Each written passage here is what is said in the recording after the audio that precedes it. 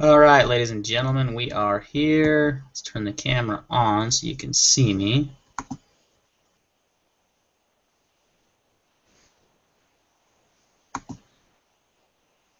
Alright, so we got sorry about the technical difficulties there. You do have to start this on YouTube. And then when I was starting it up again, I didn't click the Google Plus button. I clicked like the custom one. It was crazy. So sorry for the late start, way late start. Actually, technically we did start on time, but we didn't have any comments. But I think it will be worth it to have the interaction with the different channels. And I've invited the other panel members back into the chat, so we'll just wait for them to come. But in the meantime, we're going to pull up the video so I can look at the comments. So, yeah, thanks for hanging with me. This is the first time I've done this, so yeah. Alright, let's see who we got here. And hopefully the other guys join back in here soon.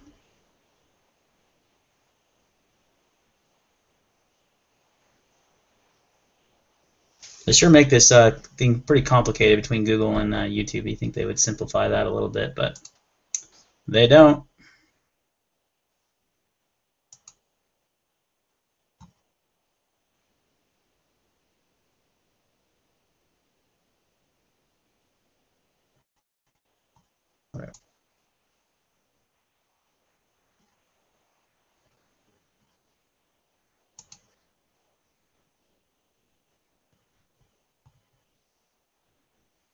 All right, there we go.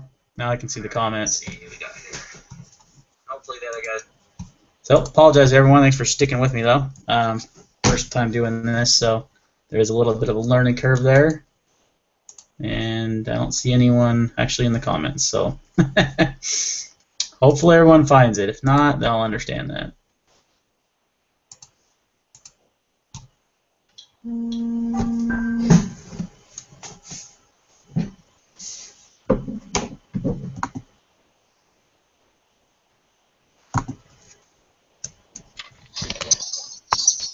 Yeah, it worked. You're right here, dude. What are you talking about? Yeah, I had to go to G Plus to find you. I can't get my camera to turn on though. It just has my logo and not my face. I don't know why it's doing that. And see, I don't even see your logo. I just see an indiscreet blue person. You don't even see my logo? Nope, I see just the. I see the skull with the knives and the guns. Hey, I was just checking my Yahoo News, and they said that it had a breaking news. Some guy named like TJ or LJ or something Lane in Ohio. He did a school shooting last year. He escaped from prison. He what? Oh, he escaped from prison? He escaped from prison. Yeah, I think he killed 3 people at a high school. Oh wow! But apparently, him and 2 other guys, 2 other inmates escaped. They caught 1 inmate, and he's still on the loose. And then another guy, I guess that he was convicted of armed robbery and kidnapping or something, escaped. But because I was just kind of flipping through stuff, kind of waiting for the invite, and I noticed that it had a breaking news thing on there. But so I just read a little bit about it. It happened in someplace in Ohio.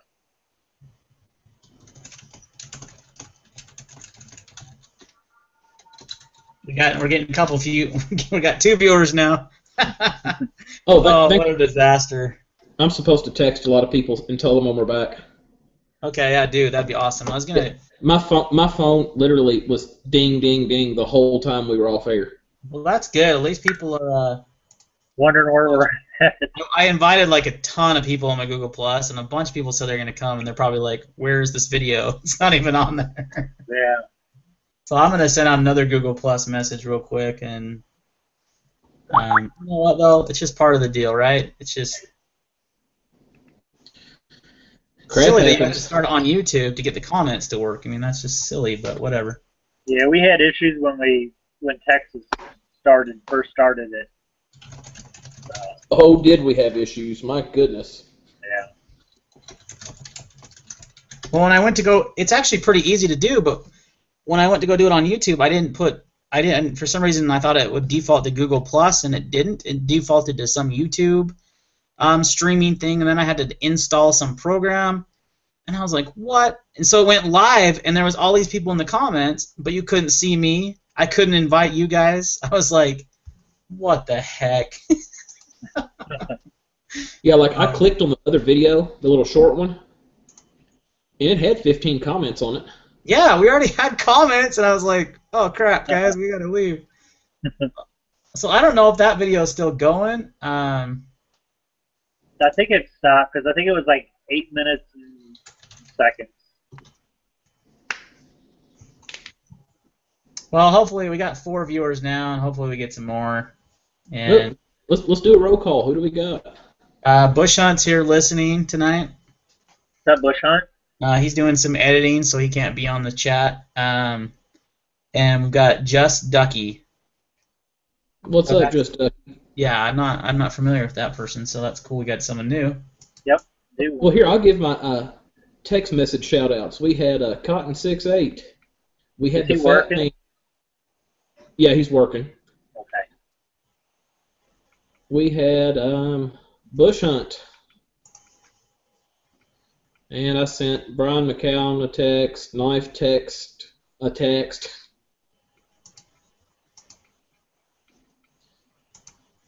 Well, before we get into anything, we'll wait for some people to hopefully figure it out. You know, it should show up on my YouTube feed, and I have, you know, a good amount of people on there. So you think we'll get some viewers here?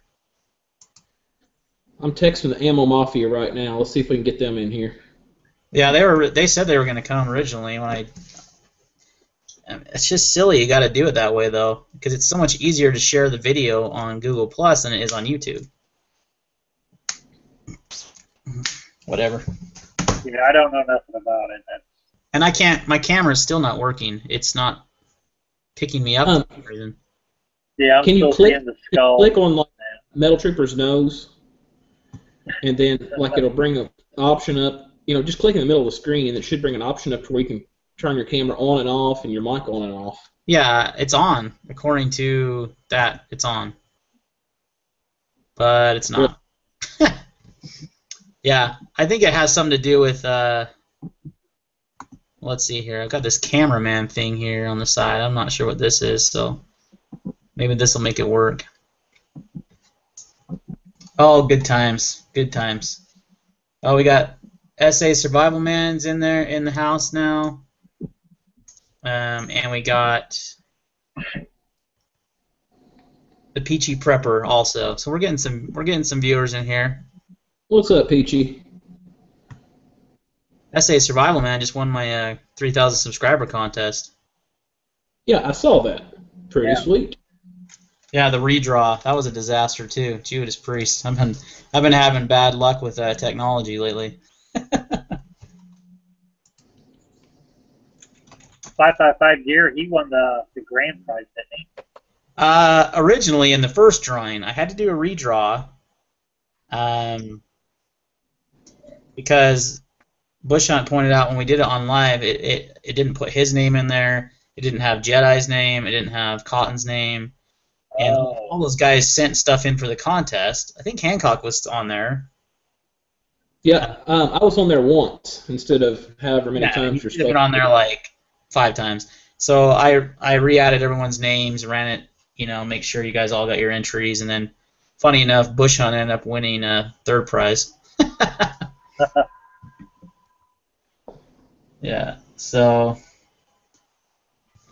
we got 3 watching now. That's not a whole lot, but I can't expect much. Oh, 5 viewers. I can't expect much when I screwed up the broadcast in the first place. So, right? Hey, we'll get it right next week. We will, because then I know what the heck I'm doing. You know. We might have to do a off-air test fire and see if it works. You know, next week. I was gonna do that this week, but it was running so smooth with Google Plus, you know. Then I just thought the comments would be there, and they aren't. And there's literally no option for you to choose. You just have to start it on YouTube under live events instead of on Google Plus. That's the only thing that's different.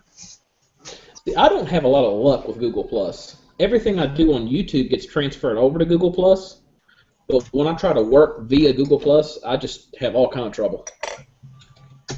Right? I know. It's kind of a mess. They should have just left YouTube alone, had its own thing, and not hooked it up with Google Plus, because it's just made a disaster. So. You still there, Metal Trooper? Yep, I'm here. Okay, you can just hold really still. So where's Mr. 555 gear? I don't know. I sent him another invite when I sent you guys, so he should have it on his Google Plus. You have his phone number? I don't. I need to get it. I sent him another message on Instagram. We kind of have a little chat going on there, so hoping that worked. Oh, let's see streaming. There he is. And oh, there he is, right there. What's up, Andrew? Hey guys, what's going on? Sorry about the technical problems. We figured it out though eventually. I did anyway. It all looks the same to me. I know, right? We just started 20 minutes late, but no, right? We started on time, and then we had a 20-minute delay of game. Fashionably late. That's So the break. yeah, it was a break. So we're getting some viewers, so we'll just go ahead and get started. For some reason, my camera is not working though, which is really strange. So you're gonna see my little bowl and knives and guns there. So oh well. I'm actually okay with that because you don't need to see me. Bush Hunt. So let's go through the comments real quick before we get going. So here we go. This guy looks better than me anyway. He's a lot scarier than I am, that's for sure. We got Bush Hunt, Just Ducky, SA Survival Man, the Peachy Prepper, Sea Spearman. So far, that's who's in the comments now. And hopefully we can get more people in here. It says live 11 minutes in. That's weird. I don't know what he's talking about, Sea Spearman, but okay. But go ahead and get started. I sent out some topics for you guys. What we're going to kind of do, just as this is the first episode on my channel, is we're going to kind of have a little bit of a format, nothing too formal. You know, we're not here to, you know, I'm not here to like dictate or anything, but I thought we'd just kind of chat about knives for a little bit, and then talk about guns and news related to guns. I've got a bunch of topics that I sent out to everyone. We'll kind of cover those, and then any kind of gear, you know, reviews you guys are doing, or any kind of gear you want to discuss, or something new. We'll kind of go through that, and then we'll just kind of go from there. Does that sound good? Sounds real good. Good. Sounds good to Alright. me. So let's talk about knives, because knives are good. I've got in front of me. Oh, you can't see it though. This is ridiculous. See, this is where you get the camera. Look at all those nice Hancock's got there. Wow. All right, you go ahead, Hancock. You got a bunch to show off. Go for it. Okay, first one here. Little Kershaw. I've had this for a while, but it's never been on camera, and I wanted to do a public thank you for this knife. When I was down in the Hornifixer hangar, as you can see from Hornifixer, this was a little gift he gave me, and it is the coolest little gentleman's folder of a Kershaw that I've ever seen. Looks good. Is that like got like a mother of pearl inlay on it? Is that what that is? Yeah, mother of pearl inlay, high polished stainless steel handles, scales, whatever you want to call them. But it's a little Sunday Whittler church knife. I didn't know Kershaw made such a thing. Yeah, they've actually got a few models like that out there. Those clip points are really nice. You know, as my papa would call it, that's your fingernail knife. Yeah. I see a And lot of then, carrying traditional knives along with their folding knives, and I've been kind of thinking I should do that lately. Especially if I had a knife like that, I would. yeah, I typically carry a little three-blade old-timer that was my papa's, Cool. along with whatever crazy serrated monster karambit of a kind of crazy thing I have at the moment. You know, I think that's pretty common. I think a lot of people carry a small, we'll call it sheeple-friendly knife. That's what I like to call it. that doesn't scare the sheeple away when you're out in public and you need to you know cut your kid's straw in half. I think that's what I use my knife for more than anything when I go out to eat, is to cut my kid's straws in half. And I pull out these big 3.5, 4-inch blades, and people around me are like, "What the heck? That guy's got a knife." So it's nice to have a little folder to do that with, and I think that's where a Swiss Army knife is actually a really good knife to have on you, because they're just inconspicuous. People are not afraid of them; they're used to them. They got scissors on them. You don't even have to use a blade if you didn't want to. Yeah. So. See, I use my Leatherman a lot for that kind of stuff. I've got a little Leatherman. It's not a micro. It's I forget even what the brand or what model it is, but just a little Leatherman. It doesn't even have a knife on it. It just has scissors, fingernail file, the little pliers. That's not the micro? No, the micro has scissors instead of pliers. Oh, it's probably like a Squirt or a... Yeah. What's the other one, Andrew? PS4 probably. Yeah, PS4, that's it. Nope, it is the Leatherman Style PS. Oh, okay. Oh, the style. See, there's so many models. Yeah, just keep it on the... Hard to keep up, so... Oh, yeah, those are good little guys. Okay, I know what you're talking about. Yeah. But yeah, as far as the inconspicuous blades, the little 3-blade old-timer, Cool. and then sometimes I pack this one, but I would be heartbroken if I lost it. Just a little case. It's got my dad's nickname engraved into it, but Wow. it's That's a worth beautiful. the wear. That's a beautiful blade right there, man. Listen to that walk and talk. Yeah, this used to ride next to his billfold in his back pocket. This knife's probably been pulled out in more bars than you can shake a stick at. That's nice. Let's see. Funny enough, being the knife guy, I don't own any traditional knives like that. Really? No, I only own like all modern folders, and I've been really looking hard at the Northwood knives. So you guys, I'm sure Andrew's seen those. I got to remember the model I'm looking at. It's got a Wharncliffe blade. It's a beautiful knife. They're pretty pricey for being a traditional, but they're really Yeah. really nice. I am stuck on the $30 and under blades. There's a lot of value, $30 and under. Pretty much all my traditional knives are affordable ones. So like the first knife I ever got was actually a traditional. It was a Remington one that was made in USA. And then I like buck knives, and so I've got traditional buck knives. I kind of collect 110s. But like I've been really looking hard at some of those, Great Eastern Cutleries or the Northwoods. Man, those things are so beautiful. Yeah, the one I've got my eye it's on. like a whole other world. Like there's so much. Sorry, dude. I didn't mean to interrupt you. Go ahead. Which one are you looking at? The Fremont.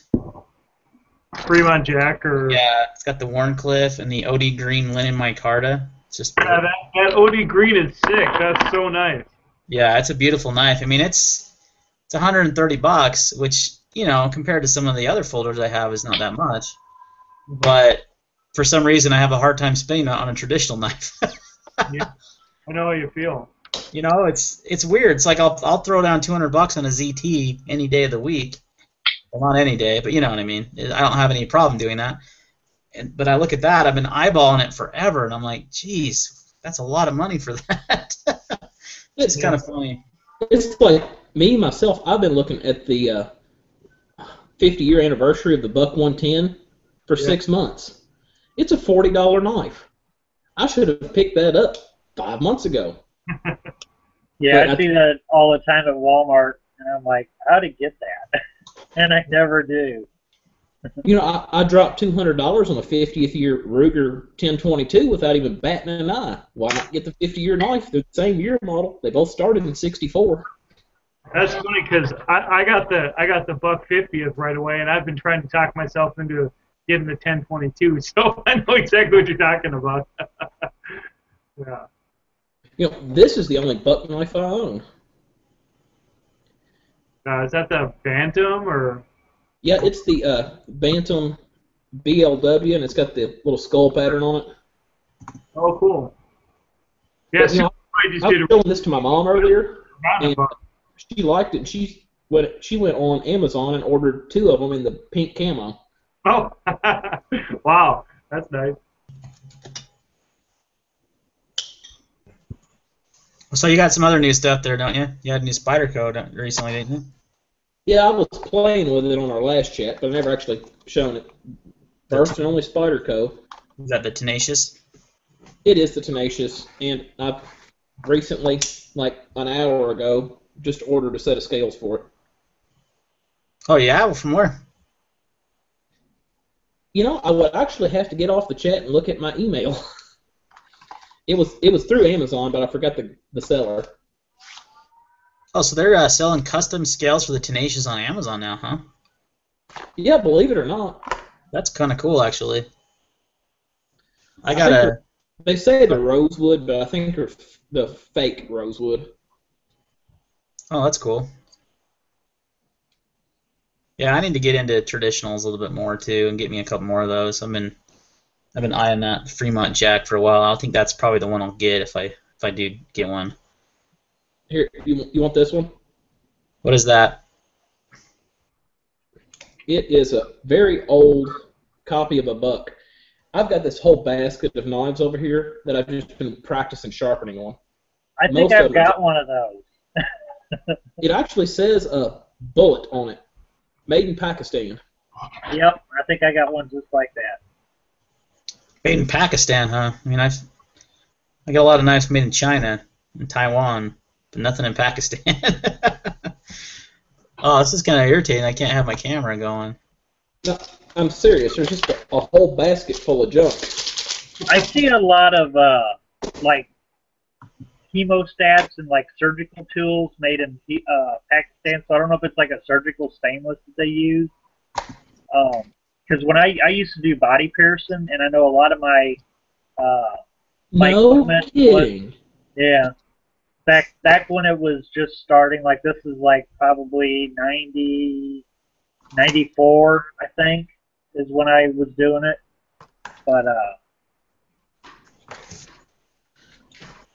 But yeah, I ended up selling all my stuff to a buddy of mine, and he was doing it for a while, and just kind of got out of it. So, Metal Trooper. Clippers from Pakistan. They're pretty sturdy. Well, Mr. 555 Gear and Metal Trooper, what's your EDC? What's your regular carry knife? Do you have a consistent one, guys? I have a couple that I kind of switch over. I got that one that I won off of Texas Jedi, that Charade SCH A5VR, the brown one. I like the assist on it. Yeah, Then, I like scales on that one. Then I have a CRKT. I think it's like Casper or Crawford Casper. That one's a little bit bigger.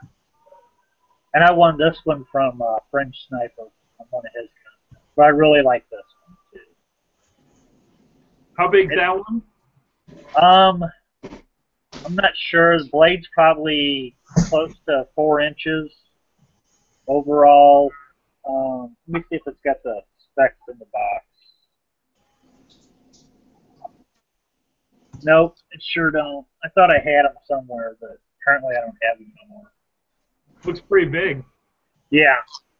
Hang on 1 second. I got a tape measure. No, well, here, just hold it up to the camera. Hang on. That works. Yeah, it's this big. So what do you tote around with you? Oh, there he is. He's back. Okay, the blade is 4 inches. Overall length is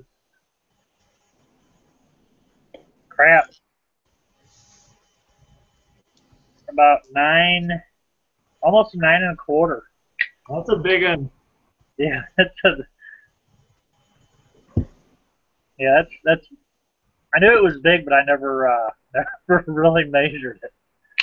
4 inches is serious business with a Yeah. pole.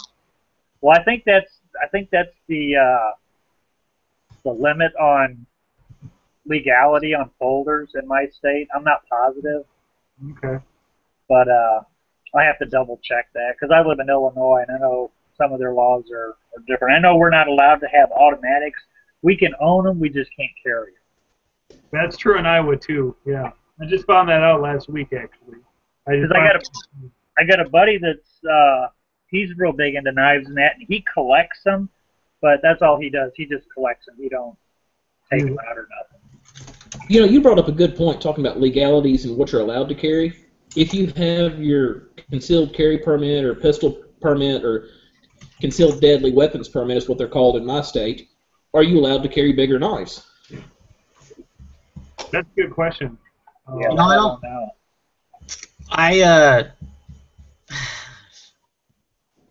I think you can. I mean, I think at least in my, and that's gonna be one of those things that, again, I'm sorry I can't get my camera to work. This is strange. I think in different states it's gonna just completely, like just every state has their own gun laws and their own knife laws. It's just gonna matter. I mean, I think I can. I don't have like a limit on the type of knife I can carry. I was carrying around one of those Cold Steel XL Espadas.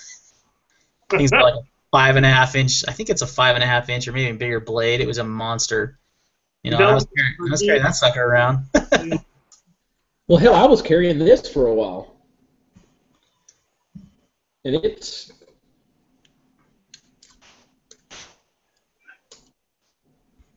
$5.5 inch blade? Yeah. Is that a folder or is that a fixed blade? I can't tell. Oh, no, it's the fixed blade. Oh, yeah. Yeah, that thing, that You know how Cold you Steel do was inside the waistband on the guns? I was doing this inside the waistband on my offside. Why not, right? If you can. Yeah. Why not? I know up by Chicago, which I don't live nowhere near that godforsaken city, but there's different municipalities that have different gun laws, and it's weird. Like some of them have magazine bans where you can drive. You can drive 5 miles and you could go have 2 or 3 different types of different gun laws. It's pretty weird. Yeah. Definitely, definitely in some of the metropolitan areas, it's just like too confusing to figure out. I mean, I have family in Chicago, and I pretty much never carry there because, it's got a terrible history with that kind of thing. I mean, they're finally making some improvements, but Right. it's really confusing. Well, I know I used to date a girl that lived in Lockport, which is right next to Joliet, and which is about 30 miles south of Chicago. And she had this pamphlet that I forgot what it was, but it had all the different laws and stuff that the different municipalities up in Cook County. Mm-hmm. And I couldn't believe some of them. I was like, you got to be kidding me.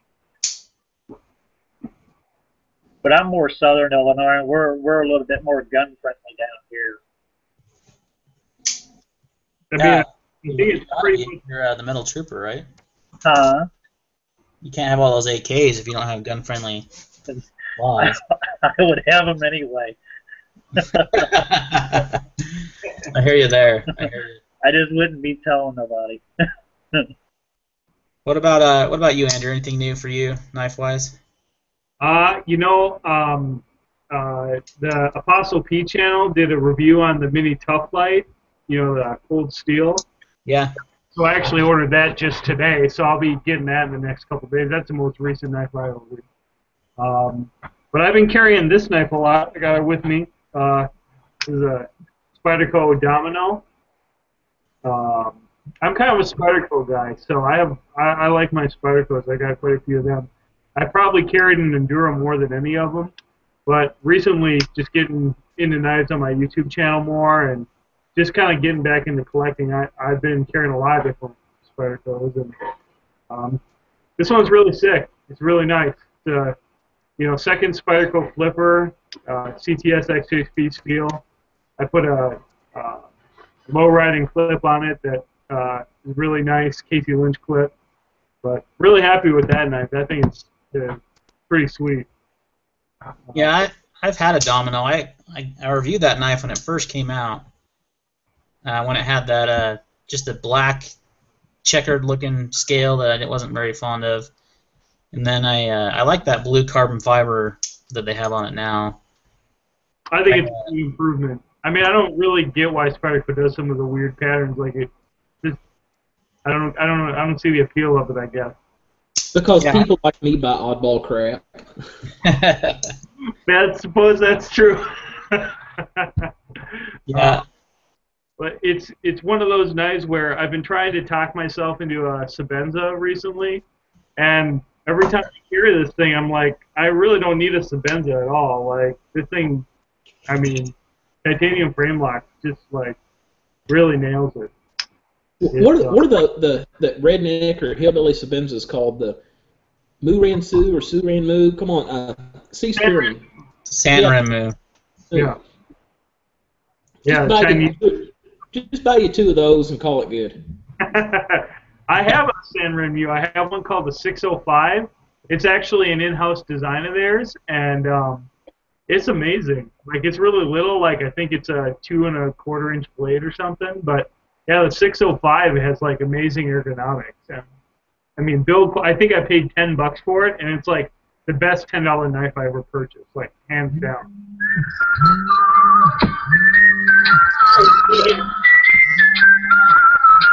What is that? That's my phone. Oh, I was like, what's going on? That was awesome. I was like, somebody's really excited right now. So, my best budget knife, and this is my everyday carry, is this guy right here. Kershaw, oh so sweet, right? I love this thing. You know, I have 2 of them. When one goes dull or I break a pocket clip or sharpen it wrong, I send it back to Kershaw in one of those $5 boxes. They polish it for me. They sharpen it. And I had the other one to play with while this one's gone. Kershaw's customer service is just outstanding. I've been really impressed with my interactions with them. Yeah, their customer service rocks. It's bar none above anything I've ever dealt with before. Yep, can't go wrong. You know, I had a good experience recently with Benchmade's customer service that I had never used them before. I had a Benchmade a mini barrage, and I had gotten that knife brand spanking new, and it had a chip in the blade. Wow. M390 steel with a chip. I was like, what the heck? That's crazy. So it's strange. So I actually sent it in. You know, and what's interesting is they say on their website, you know, do not disassemble the knife. I had taken out the spring assist on that knife, made it a manual folder, and I sent it in, and they replaced it with a brand spanking new knife. Cool. The whole thing was brand new. I mean, it wasn't the same serial number or anything. It was brand spanking new. So I was pretty impressed with Benchmade too. I don't think you can really go wrong with what I consider the big 3 of Spyderco, Kershaw, and Benchmade. T in with Kershaw because it's the same company, but you can't go wrong with their knives. You're going to get good customer service from any of those companies. And the interesting thing is they're all, well, 2 out of the 3 are in Oregon. And you've also got CRKT up there. So when I was up there last summer, I visited the Kershaw factory, and I was going to go over to Benchmade because it's not too far. It's in Oregon City, and the Kershaw is in Tualatin, which is just right outside of Portland. But anyway, can't go wrong with any of them. Speaking of Oregon, I lost one of these in an airport because I forgot about pocket knives. Yeah, they don't let you take knives on planes. Weird, huh? So as soon as I got out of the airport, I stopped at a gas station and got this dude at a gas station in Oregon. I carried this on my whole vacation. Little $5, what's that say, fighter? Gas station knife. You gotta love gas station knives. They're high quality. You know, look at the blade wobble on this dude. Whoa. Can you say blade play? But it works. You know, I just feel naked if I don't have a pocket knife with me. Me too, yeah, I agree. You know, I've probably had a pocket knife in my pocket every day of my life since I was like 10. You know, I just recently, I was big into guns before I was ever big into the knives, and knives are a pretty recent thing for me. I've always owned, like, you know, knives, like Swiss Army knives, stuff like that, but actually carrying one on a daily basis and using it and such, that's probably like, you know, 2 years or so that I've been really into that, so. I carry. Texas Jedi joined the comments there, guys. What's up, Jedi? Yeah, how's everybody doing tonight? Thanks for coming in late. Yeah, we had a Speaking little of- bit of technical difficulties, but we got it figured out. You know, Andrew, I was going to tell you, I had that Domino, and that would be the one Spyderco knife that I'm not a big fan of. Mm-hmm. Mm-hmm. And I don't know why. I like the flipper. It's just the that little, like right on the handle, right where you by the frame lock. There's that little like. Good they thing. put that- I know exactly what you're talking about. I hate that. It was just uncomfortable for my hand. I don't know what the deal is with that. I was like, what are they doing with that? I mean, I completely agree. And it's almost been a deal breaker for me too, because like, look, the choils are not even. Like, that's weird. Yeah. And I don't know, like, why would they do that? it works for this grip. It works for this grip, but it does not work for this grip. See how awkward that looks? Like, that's awkward. Yeah. Yeah. I mean, I was initially thinking of reviewing this knife, but I'm kind of hesitating to do a standalone on it because I can't figure that out. Like, I don't get. I mean, am I missing something there, or is that just like actually uncomfortable? Like, you know, Spydercos are known for their ergonomics, so it'd be kind of. I would feel stupid like coming out and saying this is not an ergonomic knife, and then someone would roll in and be like, oh, actually, it's just this. So I'm kind of like, I'm actually waiting for the 0562 CF to come. I got an order with Blade HQ with that, and like that knife will probably. I don't know if I'll keep this one after I get that 0562 because that thing looks pretty perfect to me. Oh, dude, I have the regular 562. I have the 562 carbon fiber on pre-order also, Blade HQ, but they're taking forever to fill my pre-order that I played in January, mind you. We'll talk about that. That's a topic I want to talk about. But anyway, Before we jump into another 562, topic, and what was that? how about a roll call for who we got watching now? Oh yeah, I'll do that in a sec. But I was just saying that the 562 is it's like a perfect knife, and when you add carbon fiber and M390 on it, it's just gonna be unreal. So, all right, we'll do the roll call. We got Stump Greenwood, South Carolina, just joined. Derek Cruz, what's up, fellow Utah Derek Cruz? Bryce McCown, Texas Jedi, our fellow panel member, hopefully again. C. Spearman, Bush Hunt, the Peachy Prepper, from Urban to Country Homestead. TR Preppers in the house, and Just Ducky. I think, and a lot of people are having problems like actually getting the video to play. I'm not sure why that is. A lot of people have said that in the comments that they got the comments going on. But they can't see the video for some reason. I'm not sure why that is, but Yeah, that's what Mr. Spearman told me. He said that it was like really lagged. I don't know what's going on with that. I don't know. Wish I had the answer for you guys, but we'll get it right next time. It's interesting that a simple hosting it on Google Plus first instead of YouTube caused this kind of many issues. I don't even have a camera. I mean, I can't get it to turn on. I'm clicking that camera button over and over. You guys see me every week on the chat with my camera, and yeah. No, I don't know what's going on, but It's the first flight. We're figuring things out. It's no problem. yeah, exactly. So I think I actually have 2 live events running. That might be why we're having issues here.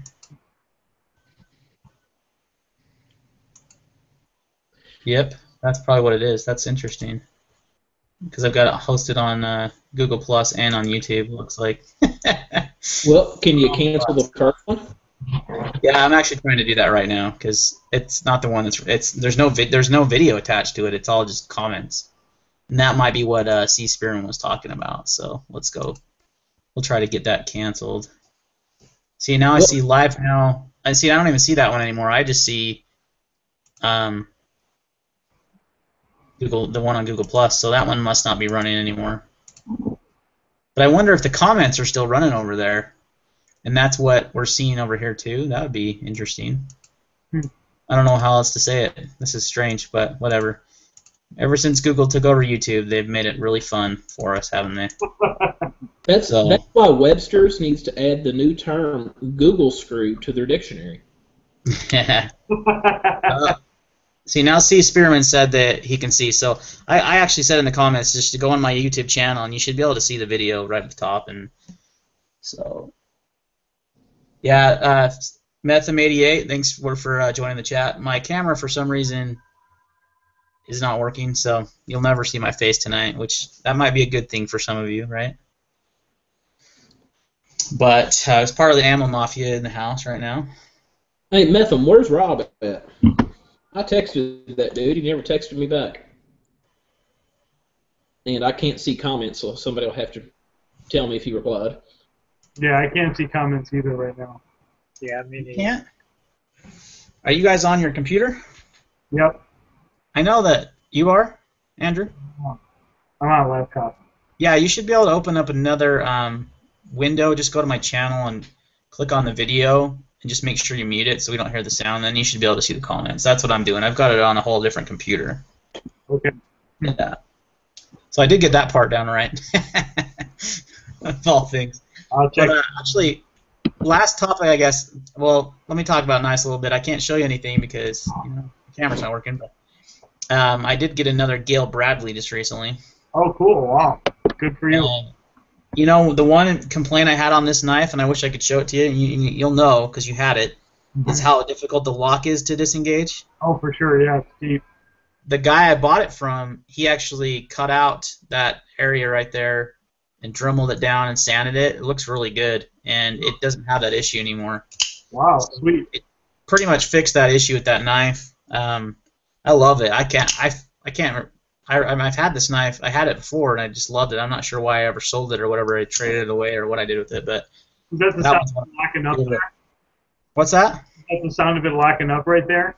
Yeah, you hear that? That's such a beefy lockup. It does. It's a robust knife. I like it a lot. It's pretty much the nicest liner lock that I've owned. I mean, I can't think of a nicer liner lock than one. I haven't owned any like high-end custom liner locks, but like as far as production goes, like that is one insanely robust knife. It is, and but it's got that like elegant look. It's got the carbon fiber handles. I really like the blade profile. I mean, it's a good knife. I'm glad I got another one. And the other, I got another paramilitary too. This is like my 10th one probably. I don't know what it is. I keep selling these knives, and I trade them, then I get another one because I always miss them. Right. So this one's got a. If you follow me on Instagram, you saw it. It's got the Rit dyed camo scales. The guy dyed them red. Oh yeah, right. Yeah. That one I is really like the way it looks. a couple times on like hashtag knife sale, right? Yeah. Mm-hmm. As far as those paramilitary twos on there too. What's that, Hancock? As far as those paramilitary twos are concerned, just send me one, and I'll keep it for you. And if you ever miss it, I'll let you visit it on the computer. I might send it to your house for vacation. I'm telling you, if there's one Spyderco knife to own, it's the paramilitary 2. Period. I mean, yeah, I agree. It's my favorite. That and the Gale Bradley are my favorite Spydercos by far. Like, just hands down. Yeah. All right, so we were talking about knives and pre-orders and Blade HQ, and I've officially done pre-ordering any kind of production knife unless it's a limited run. Hmm. And that actually is one of the topics I had on the list tonight. Is first we'll talk about why no pre-orders and see if you guys agree with me. I have pre-ordered from Blade HQ probably a dozen times, and every time I do that, there's always some vendor that gets the knives before them. Yep. And I see these guys posting these videos, and they're posting these pictures, and they're like, "Oh, I got." I'm like, "What? I didn't know those knives were out yet." Blade HQ, hasn't fulfilled the pre-order, and I just don't see a benefit in pre-ordering a knife unless it's a limited edition that's going to have a limited, run. Right. So I don't know what your thoughts are on that. We'll open that up to the panel. I pretty much hold off of pre-orders unless I just am irrationally excited about a knife. Like I gotta have it even though I know I can't have it. So I pretty much don't pre-order unless like the 0562 CF is pretty much like the ZT Hinderer that I imagined I would really like, and it just never existed until they made it. Like better clip, smaller than the 0560. It just looks like a perfect knife. I love the slicer grind. So like as soon as I knew it was there, I was like, okay, I gotta get this. But normally I'd never pre-order for the same reason that you said. Like one Spyderco vendor that I think is kind of interesting is Bento Box. You guys know Bento Box at all? Yeah, I've got one of that blue G10 with the M390 paramilitary 2 that they had exclusive on. Yeah, so like those guys do pre-orders too, but it's like another deal where it's like I might as well just wait until you release the knife because you gotta watch out for those limited paramilitaries, but usually they end up just having them in stock at some point. Yeah, I don't see a benefit anymore. I really don't. Unless it's a limited 300-piece run, then yeah, pre-order it if you want to own that knife. If you're a collector. I'm not a collector though. All the knives I have I use. None of them sit in a box. I kind of limit myself to about 7 knives that I rotate. In my EDC. I don't have very many knives that don't go in use. That's just kind of my deal. But ZT, this kind of, I don't know if people don't know this, but ZT and Kershaw, they recently made an announcement that they're no longer going to be selling they're not going to be distributing their limited edition knives to distributors anymore. Yeah, everything. Go ahead. Oh, I didn't know about that until you let us know ahead of time, like in your program. So I was really happy to hear that because I want a 454 real bad. So maybe they're out September. I can't remember the date, but they're out. Go on their website. And I think the 30th. I think is when they launch. So what they're doing for those that are watching, they're now only selling them on their website, straight from Kershaw or ZT. You can't buy them from a dealer, Blade HQ, Knife Works, a bunch of those. They don't get those limited runs anymore. They're strictly doing it on their website, first come, first serve. You can get an email, like I got an email the other day about the 454, which that knife has been on the horizon for well over a year. Because it won an award, I want to say, at Blade Show last year. Am I right? Or maybe it was SHOT Show. So they barely finished production on that knife. That's going to be a limited run, and it's going for 500 bones. You're kidding. That high? That high. But here's the deal, Hancock. I've owned a lot of those ZTs, those limited runs, and I think I bought my 801 carbon fiber, which is a limited run, for about $260, I think, from Knife Works, right around there, and they go for $480 now on the secondary market. Yeah. So it's an investment almost, but the reason why they're doing this is because a lot of those dealers are marking up their prices. You know, it should be a $300 knife, and they're selling it for 400, 500. They're all over eBay. You know, so that Kershaw is basically trying to eliminate that altogether by only selling it on their website. There's an insane collector's market for those limited ZTs, and they're super amazing. Like, I mean, I would probably be willing to sell my collection if I could get my hands on like a limited 777 or something. You know, the one that had the composite blade. I mean, they're that special. I mean, they're basically like a very high-end custom knife that's actually just happened to be produced by a manufacturer.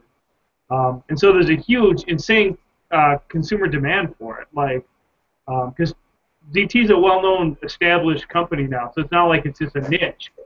So these Halo things, like, I mean, I'm not surprised at the market that they bring, but it is disappointing because unless you're like there right when they're released, or that's the way it's been, you end up paying an arm and a leg, and that's just kept me from ever getting anything real high end from them. Yeah, so I think that's why they're doing it. I think we'll see if it actually eliminates that.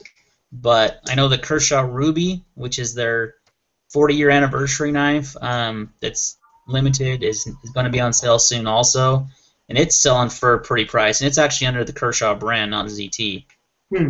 So that's the only downfall, I'd say, is that these limited run knives are going to be pretty pricey. You know, a lot of times you could find a good deal from a dealer on those, you know, like I did for KnifeWorks.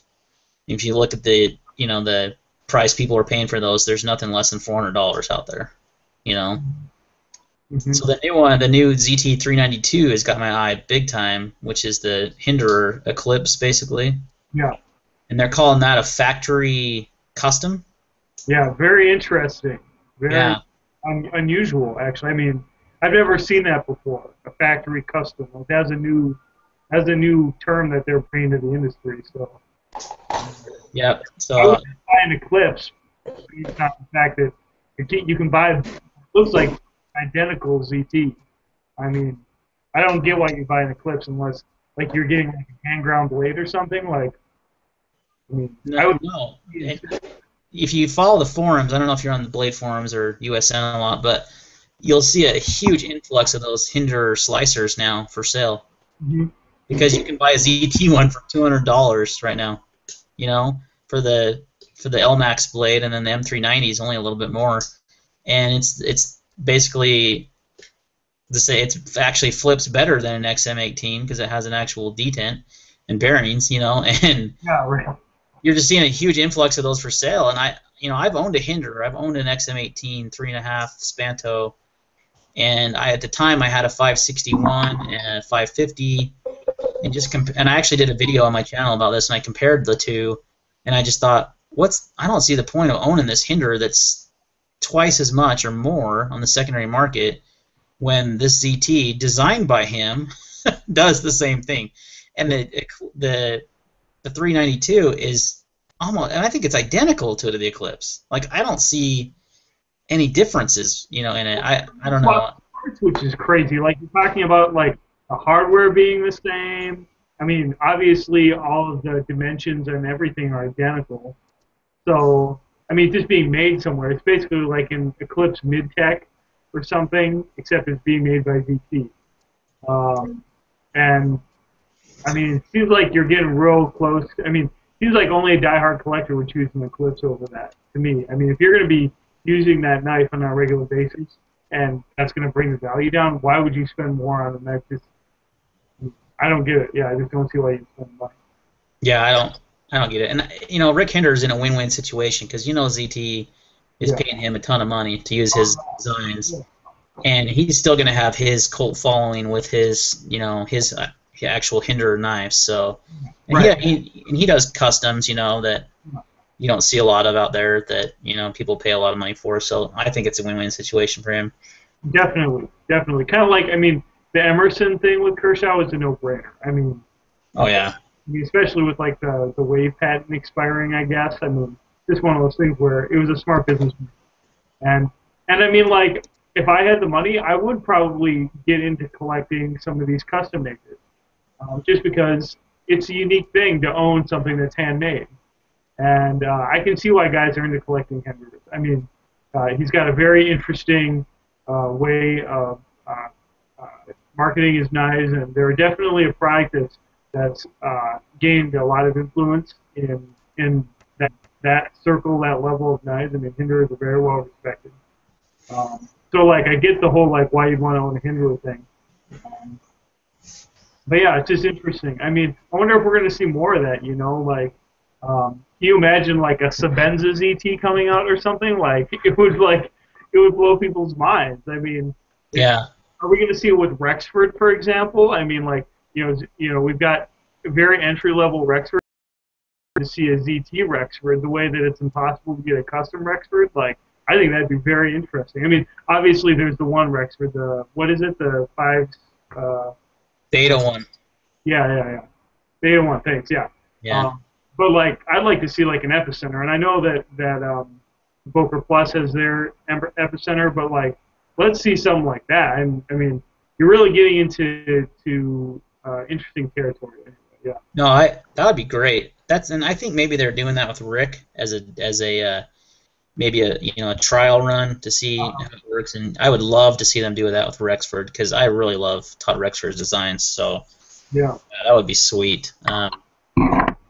Just because I feel like the thing is with all of these tactical folding knives is they're meant to be used. Like you said, you're a user, not a collector. I mean, I probably have more knives than I could use on a regular basis at this point now, but I don't look at them as collectible items. The way that I look at other things that I do look at as collectible items, like watches or something. Like, I consider myself a watch collector, even though I have fewer watches than I have knives. So I think that there's some sense in, like, well, ZT wants to create knives that have the pedigree, but they're meant for people who are going to use them. Like, I think that's pretty smart, intersection to cross.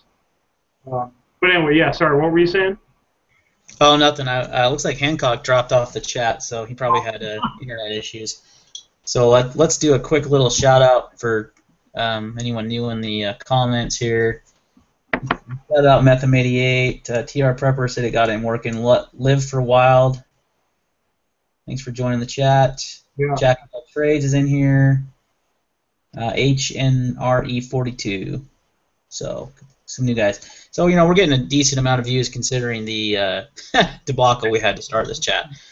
So yeah, it's definitely some interesting stuff going on, in knives, and with Kit. I'm sure you heard Kit Carson passed away, which was he's just an influential knife maker. He developed the flipper. I mean, can you imagine not having the flipper? I think majority of my knives have flippers on them. I mean, I think I have my 2 Spydercos are actually the only ones that aren't flippers. Right. So, right. So yeah. Any hardcore Kershaw or ZT guy, man. Yeah. Yeah, it's I mean, it's interesting, Anthony Scolambrini at Everyday Commentary has been kind of talking for a while now about how Kit Carson deserves more credit for the flipper. I mean, because the M16, like, the CRKT flipper, I bought that knife easily 10 years ago. Like, that knife kind of sucks. Yeah. So sorry. But I could see how, in spite of the limitations of the particular, $20 CRKT knife that I have, how it was still an inspired idea. And he deserves credit for that, the same way that, Sebenza takes credit for frame locks, Yeah. Michael Walker with the liner lock, yeah, definitely. So that was an influential thing, and I was sad to see that. I guess he's been sick for a while, though, so it wasn't too surprising. It wasn't like a sudden death or anything. Okay, so we're going to move on from knives. As much as I love chatting about them, I could probably spend the whole time doing that. But we are going to talk about guns, and guns are fun, too. So, yeah, let's talk guns. Let's talk guns. Hancock, I'm going to send Hancock a text and see, does he need another invite or what? Actually, you know what? Let me just send him another one real quick. He should be able to click on the old one, but let me just send him an invite real quick, guys. Just give me 2 seconds. Just part of the, I know he likes to talk guns, and he's got a pretty cool gig going on right now with a new gun shop that he's going to be working for. So it's definitely cool. So I hate not having my camera. I didn't think it was going to be that big of a deal, but you can't. I feel like a skull is talking to me. It's like you will buy knives and guns. Yeah, it's kind of annoying, but whatever. We'll figure it out next time. So I've got a couple projects on the horizon with that. I don't know. You haven't been on the chat for a while. I don't know if you've been watching, but recently got a sponsorship. I'm trying to keep up on it. I mean, I honestly probably have gotten through half the last 2 chats, and that's about all I've been able to get through. So, no, catch me up for sure. Well, I got a sponsorship recently from Primary Arms, which is I don't know if you're familiar with them. They're a company that makes optics, like red dots and tactical scopes, stuff like that. They're really value-minded, but they make a really good optic for the money. You could compare some of their glass to, a Nikon or a Leopold, and it'd be right up there with them, but it costs a fraction of the cost. Wow. They are made overseas, but so they recently sent me one of their optics to test, and I'm actually going to be filming the footage here shortly of that. And then I've got a 308 rifle that I just purchased. I bought a Ruger American. Congratulations. Yeah, and I wanted to do another long-range build. I've done one before, and Primary Arms has a really excellent scope that's a 4-14, and it's got a really innovative reticle called the ACSS reticle. I've got it on a couple of their optics, and it's pretty remarkable. And the guy that invented the reticle, his name's Dimitri. He's worked for Primary Arms, but at the time he was kind of an independent contractor type deal, and he tried to sell that reticle, that design, to the military, just because it's a lot quicker than like an ACOG or some of the other stuff the military is using. It gives it has bullet drop compensations, it has wind leads. I mean, it has the whole 9 yards built into it, and it works really well. And that's kind of what I'm testing, is to show how well it works. And I'm going to do it on the 308, and I'm hoping to get out to 1,000 yards with that rifle. That'd be awesome. And I know the 308 caliber is not the best choice for 1,000 yards. There's better, but I also wanted the rifle to shoot an affordable round that's very common. And it's obviously a common hunting round. It's a common NATO round. Yep. 7.52-51. Hancock back. They are the Kershaw of the optic world. That is a great comment, Stump Greenwood, South Carolina. I just looked over the comments, and he was talking about Primary Arms. So yeah, they are the Kershaw of the optic world. So I've got the Ruger American on the way, and I got a screaming deal on that rifle. I mean, I paid $310 for that rifle, brand new. Very nice. I've heard nothing but good things. What's that? Where'd you get that? I found it on slickguns.com.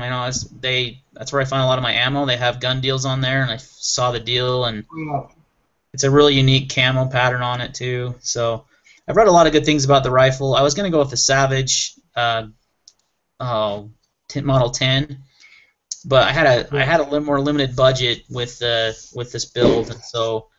But I've read some good things, and there's actually a YouTube video of a guy hitting out to 1,000 yards with the Ruger American, so I know it's capable. Obviously 9mm.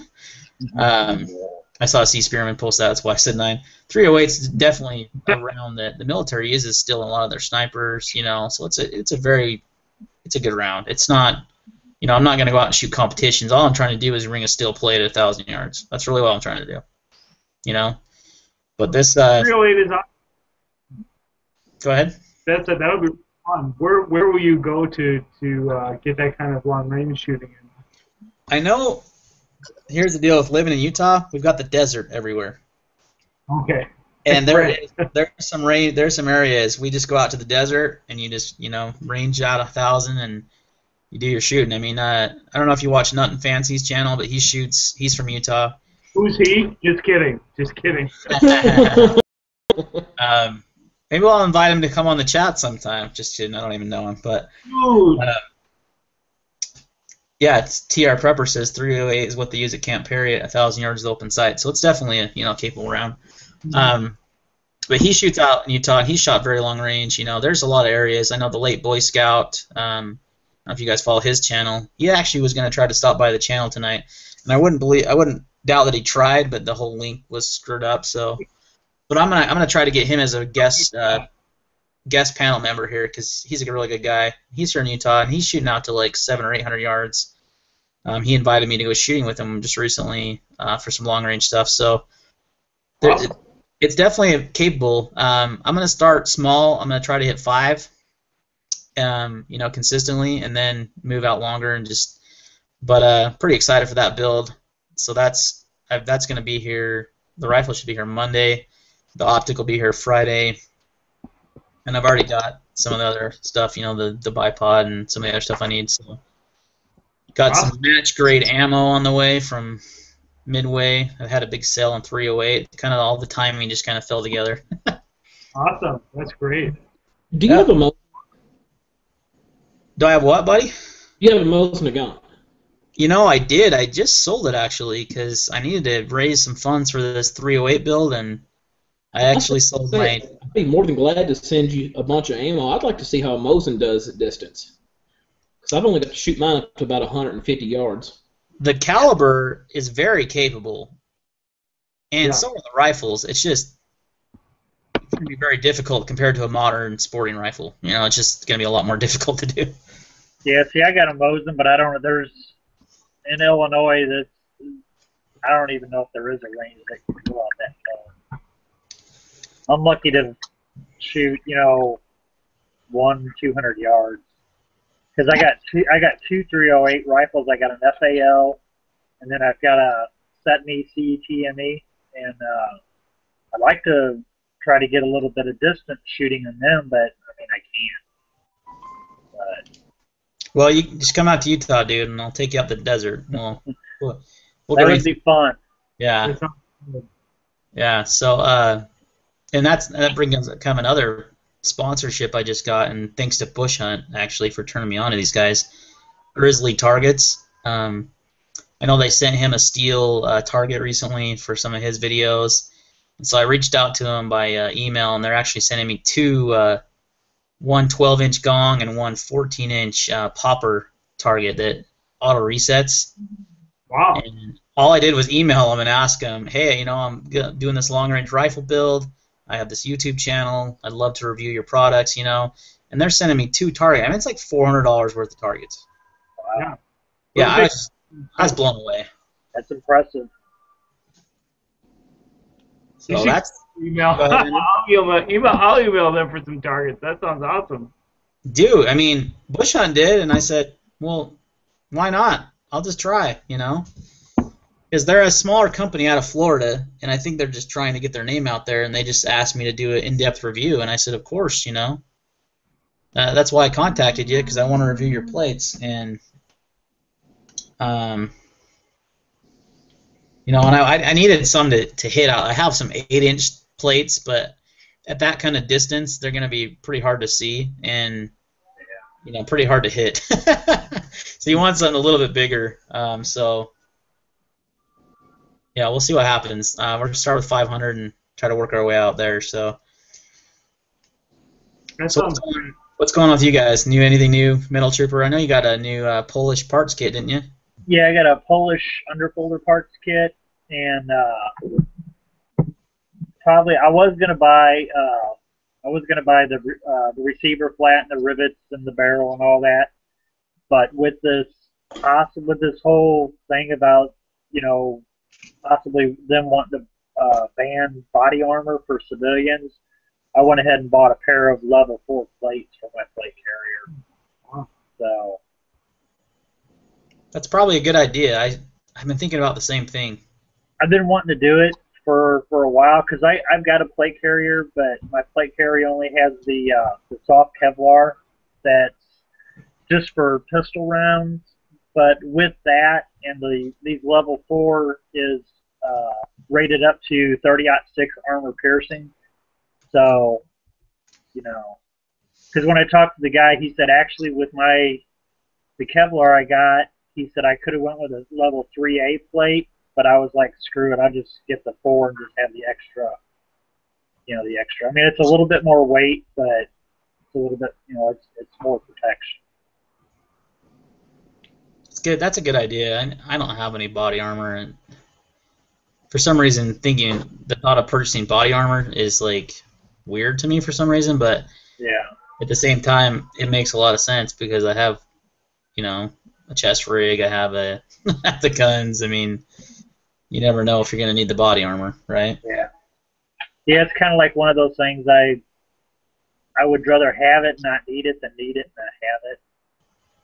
Yeah, and if they do ban it. Yeah, hopefully I'll never, have to use it, or hopefully I'll never, hopefully all that goes away now. But with they try to ban all kinds of stuff nowadays, and it's just like, just like the 7.6 AK-74 ammo, that everybody didn't really think that was going to happen, and then, then they did. Yep. And they listed it as armor piercing, but it's not. It's got a mild steel core, and it's not actual AP, ammo. My thing is, a lot of this stuff we buy as collectors, nostalgia, the fun of it. And if we ever do have to use it, guess what? We've got it. If we never have to use it, it's in there in the closet. It's cool. I like it. Yeah. Write it off. It's done. Who cares? Exactly. I haven't really invested in any body armor either. Mostly just because you're not gonna pull that out and show it to most of your friends, or at least I've seen. Yeah. I got a few people I told, and I'm probably not even gonna do a review on it or anything. I'll probably just get it, set my plate carrier up, and like Hancock said, I'll just put it in the closet. And but it's not like I'm gonna be wearing it out every day or anything. It's just kind of like one of those, if something does happen, then I've got it. Yeah, if you got the money to invest in it, it's probably a good idea. But it's like an investment. It's like if you're buying good stuff, it's like you could buy firearms for that price. Right. I think people with military experience have told me that it's worth the investment if you have the other stuff. Yeah. But yeah, there's always other stuff too, Well, it was a big decision because I build my own AKs, and I bend my own receiver flaps. I get them from akbuilder.com, and I get my rivets from them. And I was going to try to find an original Polish barrel, but those can run anywhere from $200 on up for a decent original Polish barrel. But I can get a decent American-made barrel for probably half that, for about $130. Huh. So, but I've been watching a lot of videos and doing a lot of research on this for the past, actually, couple months. Actually, when when this whole possibly banning body armor for civilians, I started kind of, getting a little bit more serious into, researching it. And I was like, crap, I got the money, so I might as well do it. And see, that's why I got into the whole gun thing. Not guns. I've had a lot of guns for years, but that's why I bought a SKS with an extended magazine. That's why I bought an AR. That's why I bought some of my handguns. When they start saying I can't have it or they might outlaw it, I'm going to buy the stuff just because you say I can't. Right, exactly. And I've been wanting to do an AR build too, but that keeps getting pushed up. I like the AKs, but I wouldn't mind having an AR just to have one. I had one many years ago and I loved it, but it's another caliber I'd have to buy in that. But I used to reload, so I still got all my reloading stuff for 223 and 556. So I could just set up for to start reloading that. But well, I'll tell you what, I'll send you a whole bunch of brass if that'll get you interested in buying a gun. Which one? Oh, the 223 or the 556? 556 brass. I'll take it. Oh, well, I'm not going to get it unless you're getting the gun. Yeah. Generous offer there, Hancock. Because right now the only The only calibers I'm going to start reloading is 9mm and 308 or 7.62 by 51. You know, if any of you guys have a press you're not using or a good deal on a press that I can find, I've got probably 20,000 rounds of different caliber brass, and I've been wanting to get into reloading. I just don't have a reloading press or anything to start with yet. And that's one of those things. I've got one of those single stage Lee presses, and I can't remember how much. Actually, somebody gave it to me years ago. But, I mean, I don't reload a whole bunch. I mean, even back when I reloaded, I never really reloaded a lot. But, you know, I mean, that's something to start with. That's because you shoot all that Russian ammo, and you can't reload that steel stuff. Yeah. I've watched videos on how to reload the steel stuff. So, if worse came to worse, I could reload the steel stuff. You know, if worse came to worst, I would be reloading shotgun shells with marbles. Yeah. There you go. Yeah. I've shot some pretty weird shotgun rounds. Yeah, you can do all kinds of cool stuff. That's one of those things. You go back to what you have to do. If you have a press for your centerfire cartridges and you have a press for shotgun shells, imagine what you could come up with if you had to. Yeah. Well, yeah, I'm sure there's tons of channels doing that kind of thing. I mean, it's pretty interesting, actually. You can pretty much stuff whatever you want in a 12-gauge shotgun shell. Yeah, right. Yeah, exactly. Seen people do like silly putty and melted crayon wax, whatever. They got the little darts, the fletchets. Yeah, just all kinds of stuff. You know, this is a guy that's a lot bigger than my channel or most of ours, but have you seen Demolition Ranch? Yeah, I was actually going to say that they do a lot of that. And, you know, I might get hollered at here, but I'd like to give that dude a shout out just for his vet ranch channel, where he's taking care of all the animals and trying to raise money via YouTube to fix the animals. That's some cool shit right there. Yeah, he seems like a cool guy. I mean, veterinarian, just gun enthusiast. It's a fun channel for sure. Yeah. Well, my latest firearm that I got in the last month is I got an XDM, which is the 19+1 is a 9mm, and I pretty much just got that because I got a really good deal on it too.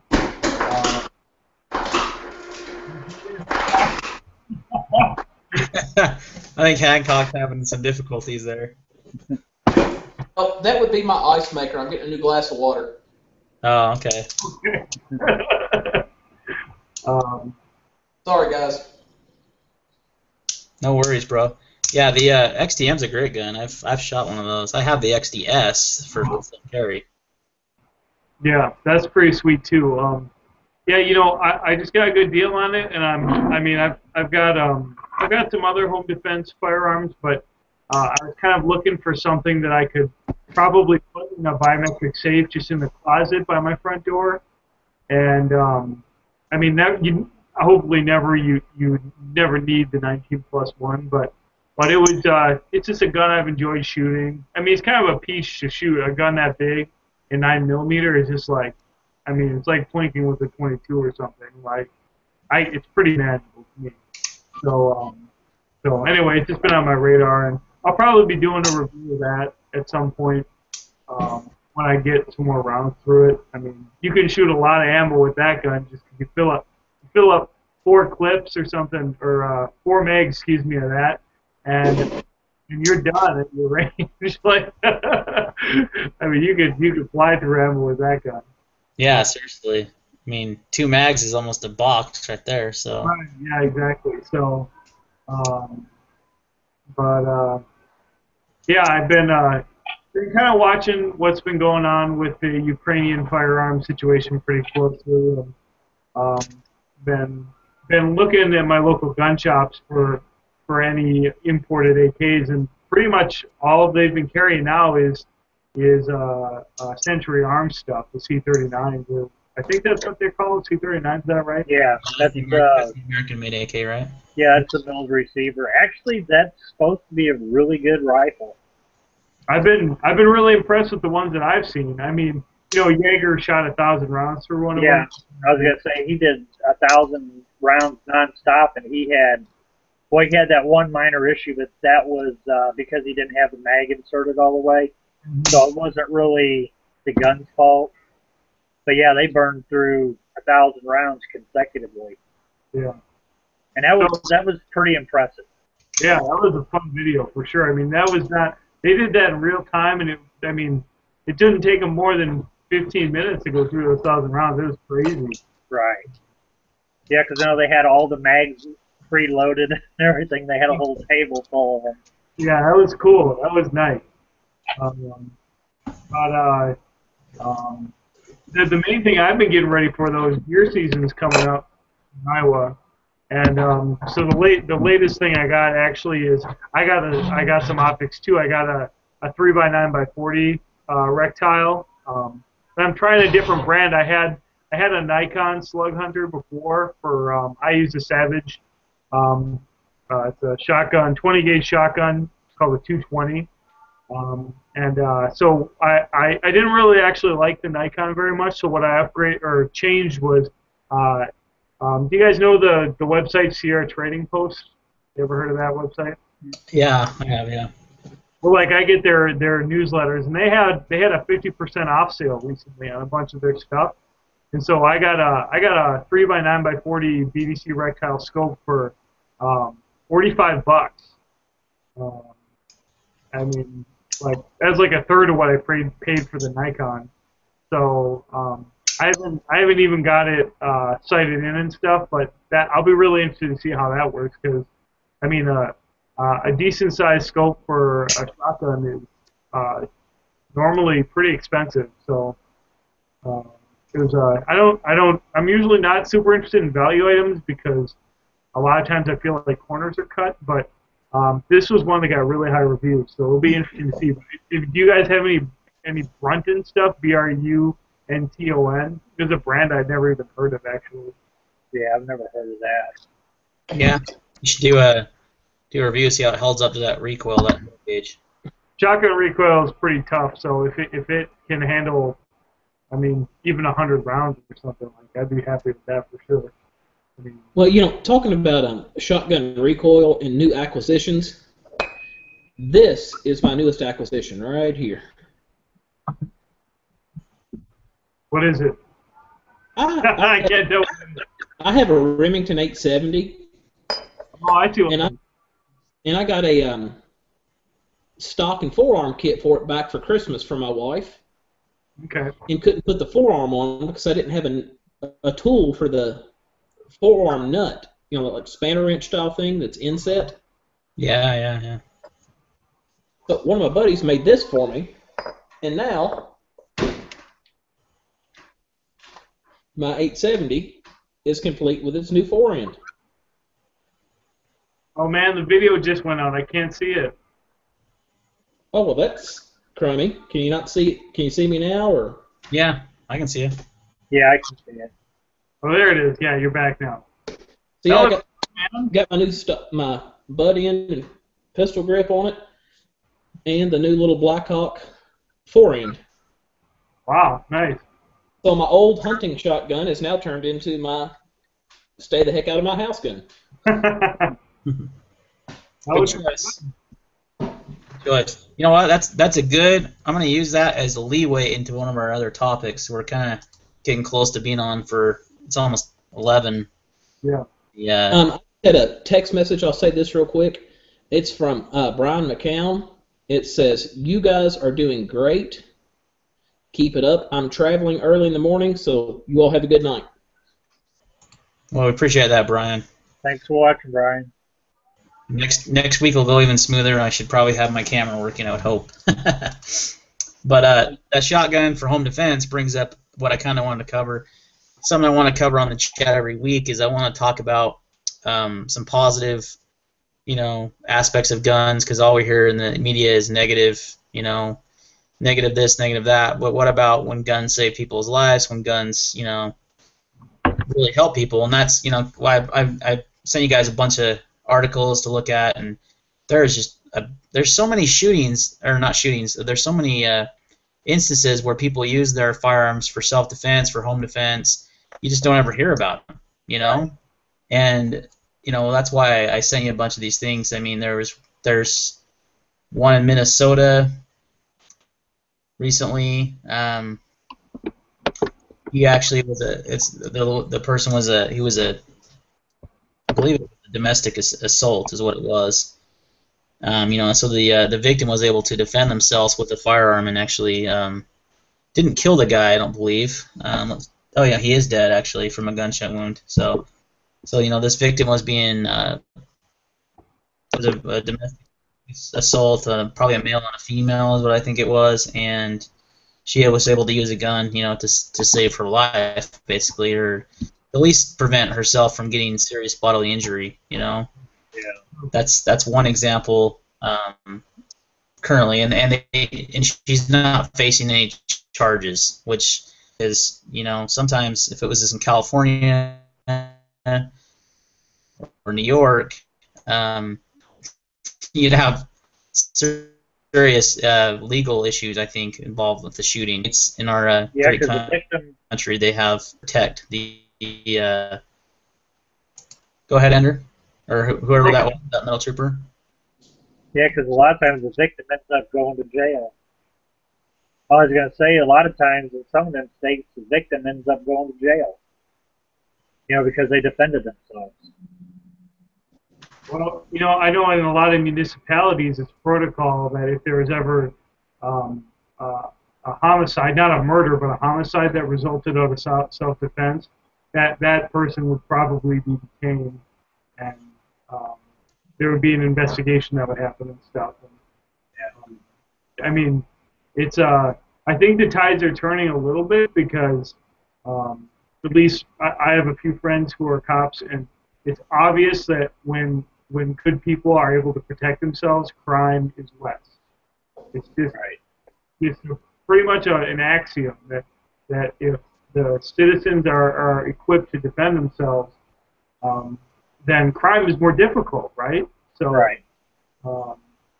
So, I mean, yeah, I like to follow those stories, and I think that they're really important to talk about because they're definitely panned by big media, and they're also something that I think it's important to be on top of. Like, you can argue with someone who's maybe not into firearms on principles about something, but if you have concrete examples that are recent or like from your state or from a state that people can relate to and say, look, just recently people are protecting themselves, I think that's a very compelling argument. I mean, what do you think? No, I think that's very, very true. I mean, I sent you guys I think there's 6 stories at least, and now they all happened within the last week. And there's probably a lot more, but you have to do a lot of digging to find them. No. They're not just right there on the mainstream media webpage. They're typically local news channels, that have them on their website. Like this one here is a group of victims. One of the victims pulled out a handgun and shot one of the suspects, and he died at the scene. And guess what the other 3 guys did? They turned tail and ran. As soon as they knew they were dealing with someone willing to defend themselves with a firearm, they didn't want to have anything to do with that. And I think that's going to be majority. You're not going to see a shootout at the OK Corral. I think that's what the anti-gunners think. If everyone's armed, we're going to have the Old West return. People are going to start doing shootouts in the street, and typically these criminals, they don't want to use that gun. They probably don't have a clue even how to shoot it 90% of the time. No, they certainly know how to hold it for a good sight picture, that's for sure. A lot of times if they know a person's armed, they're not even going to mess with them. They'll move on to somebody that's an easier target.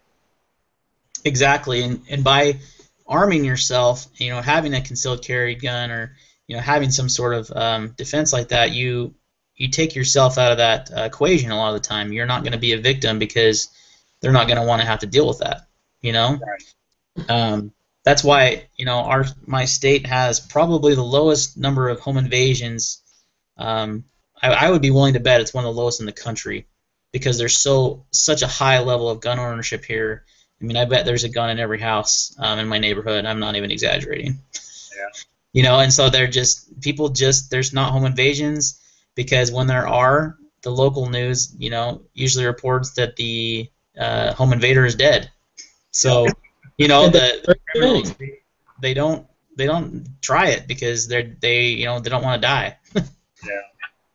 Well, It's an occupational hazard. We were talking about how this stuff is not publicized, but I don't know how many of you NRA members. I hope all of you. yeah. This is my favorite article, The Armed Citizen. It's in all of the NRA magazines. Yeah. And it's like, I'm going to read a short one real quick. It says, this is an older magazine. I'm sure you've all read it, but it says, Bill Canada, owner of a Meadows Pharmacy, just opened the drugstore. Moments before, armed men wearing masks entered and demanded money. Canada backed away from the robber, but the robber advanced toward him. Canada pulled his own gun and fired a single shot. The suspect's wound proved fatal. Canada was not injured during the robbery. Pine Bluff Commercial, Durham's, Arkansas. And that's what this whole page is, just when an armed citizen was able to take care of themselves and be safe. Yep. I know I get gun owners of America emailed to me, and they have stories like that in there. So people protect themselves. Yeah. If you guys are on Facebook, you need to go follow National Association for Gun Rights. That's where I found majority of these articles was off their Facebook page. That's NAGR, right? Yeah, they have. Yeah, I'm a member of them. I'm not a member of NRA. Back when this whole there was that big debate going on, I know NRA was kind of making deals or something, but since then they've changed that. But yeah, I'm a member of NARG, but I'm probably going to end up joining NRA and Gun Owners of America. Yeah, I need to join up with Gun Owners of America. I recommend it. So there's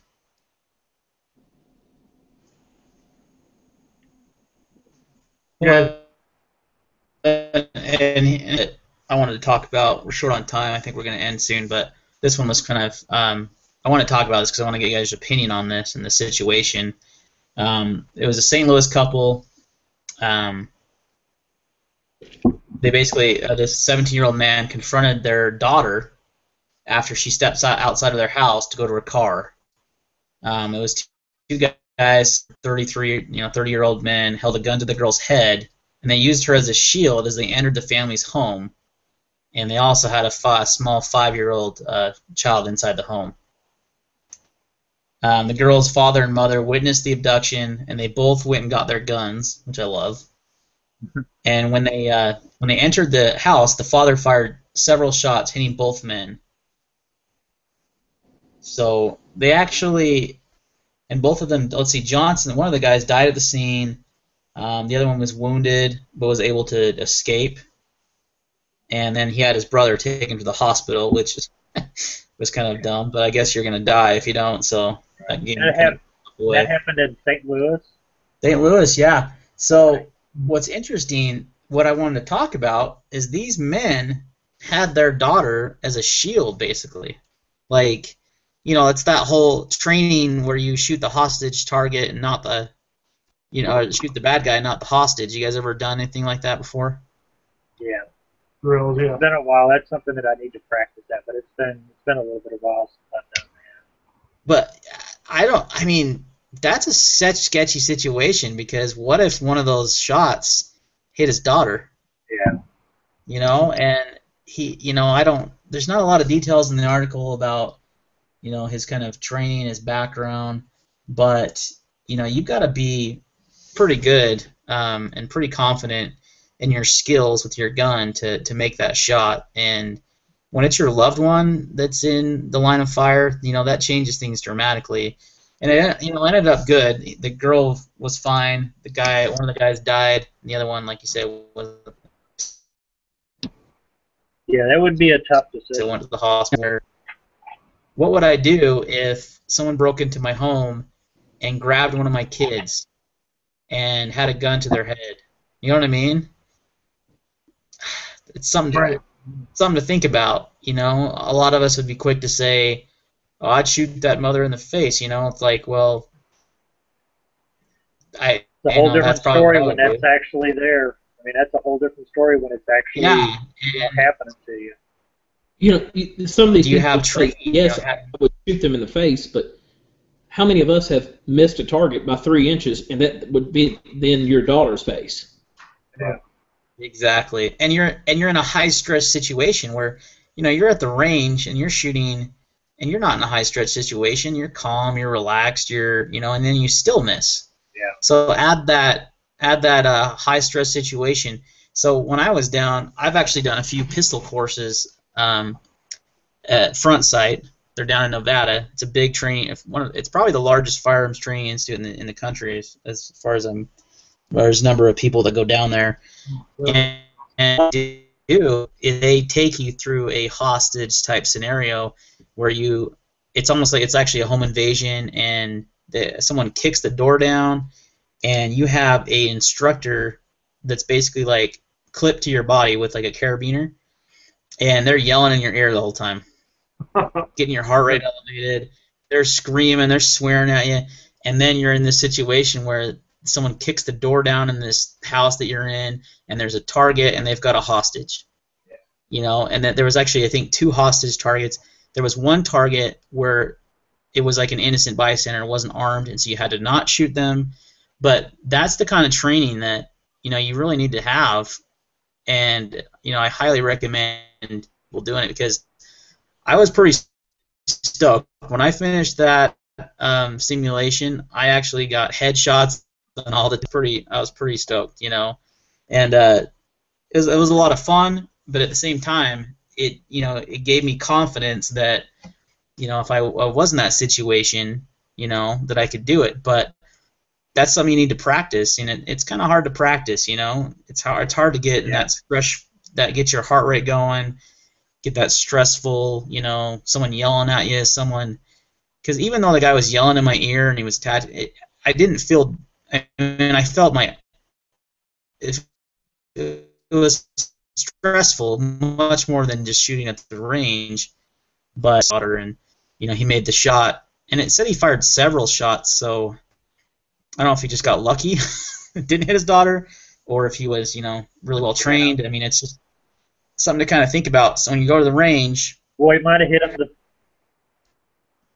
Go ahead, Metal Trooper. he might have hit him the first time, and then I was gonna say he might have hit the guy the first time, and then maybe the guy or maybe the girl, pushed him away or something, and then he was clear to take a few more shots at without his daughter being right there. It's hard to say. Yeah, it's hard to say exactly what happened. Just speculating what happened.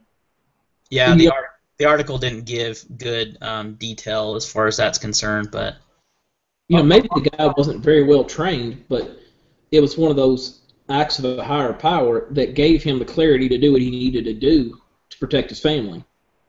Sure. Yeah. Good point. I agree that's definitely something that definitely could have happened. She was an innocent victim in the whole thing, and he was a dirtbag. Got what he got coming to him. You know what I'm saying? Like it was his time. It was his time, and if you live a life of crime, you're gonna do that. That's like you said, occupational hazard. So I thought that one was a little interesting. It was a different situation that there was a hostage involved. You typically see that, in movies and TV shows with cops, and they have to do that. Like I don't remember what movie it was, but it's like someone better name this movie where they shot him through the shoulder and hit the bad guy. Do you remember what movie that is? I can't remember the name of it, but I remember that movie. I remember seeing I remember that scene thinking, oh, that's a good idea. You should shoot the hostage. Bad idea. Because the bullet will automatically go through them and hit the bad guy. Yeah, maybe if you're shooting a 50 cal handgun or a, something like that, it might. But there's a good chance that's not gonna. Yeah, I could see it going through the front and hitting the shoulder blade and then just bouncing off and going through some vital organs. Yeah, exactly. And then the hostage is dead, and then you're screwed. So we should all stop carrying hollow points and go with ball rounds for everything, just in case we shoot our hostages. Yeah, just for penetration, right? Because you might have to penetrate 24 inches instead of 12. That the MPI says, right? Yeah, definitely. That story was really interesting. I mean, for a number of reasons. I mean, first of all, because obviously there are some key details, some circumstances that were just left out that are very interesting. How did the parents see this and communicate to each other, and were able to acquire firearms? I mean, they must have hauled ass to get guns when they saw that going on. I mean, that's amazing to me that they were able to be so prepared. Yeah, I mean, unless they're that family that's got guns by the front door, like you were talking about, Yeah, exactly. So I mean, if they're that kind of family, a detail like that would have made it a national story, right? And yeah. I think that sometimes the details are left out. Sometimes for the protection of the family, but I mean, it definitely affects how much traction the story is going to have too. I mean, that story got a lot of attention anyway because it's very interesting. I mean, a civilian de-escalated a hostage situation by the use of firearms. That's definitely a story people should hear. Exactly. I mean, this dad and this mom were able to save their daughter. They were able to protect their 5-year-old. That's the stories that we need out there, but they're never going to get out to national news because why, That's not their agenda. Their agenda is not, it's anti-gun. That's the other side of the story, where you just don't hear about that stuff. So instead of going into the logistics of it, I think we should do this for the mom and dad. I know, right? Did the mom shoot the bad guys, or was it just the guy? The father? She did shoot at them. She did not hit them. Okay. Yeah, that was another funny thing in the story. After he was down. They were both shooting, and neither of them hit their daughter, but they did hit the guy. So that's another I know. It makes me wonder if it makes you wonder if it was a little embellished, like maybe the daughter got away, and then they shot the guy, and they left that part out, to make it more dramatic. Who knows? But well, even if that was the case, they would still be fully within their rights to take down that guy. I mean, oh yeah, they entered their home with a gun with weapons. That's Shoot, that's. I mean, I don't even know where was that. That was in St. Louis. God, there's a lot going on in Missouri lately. Jeez. Yeah. What's up with that state, man? Stay away. Sorry if there's any Missourians in the. They I didn't get a chance to read all of it, but apparently Missouri just passed something, I guess, where they're going to allow people to carry guns in schools now. I don't know if it's the teachers or what, but I just seen a little clip of it on my Google Plus. Somebody had posted a comment. He said he just said, I'm proud to live in Missouri, and it just said something about they passed something where they're going to allow more guns in schools as far as protecting the kids. Well, that's awesome. I have to try to go back and read that. I thought about moving to Missouri. I'm not that far from Missouri, and I've always said that if Illinois gets too crazy with their stuff, which, I mean, Illinois is fairly bad, but they're not as bad as a lot of people. I mean, we don't have registration. We don't have mag capacity limits. We don't have restrictions on what type of guns we can have. But I mean, we just now got our concealed carry this year. But then if you Chicago makes it bad for the whole state. Yeah. Which it's kind of screwed up because one county pretty much dictates what the whole state does. Right. Yeah, I agree with that. That's slowly changing. That's slowly changing. Middle Trooper, Hopefully this November, it's going to change even more.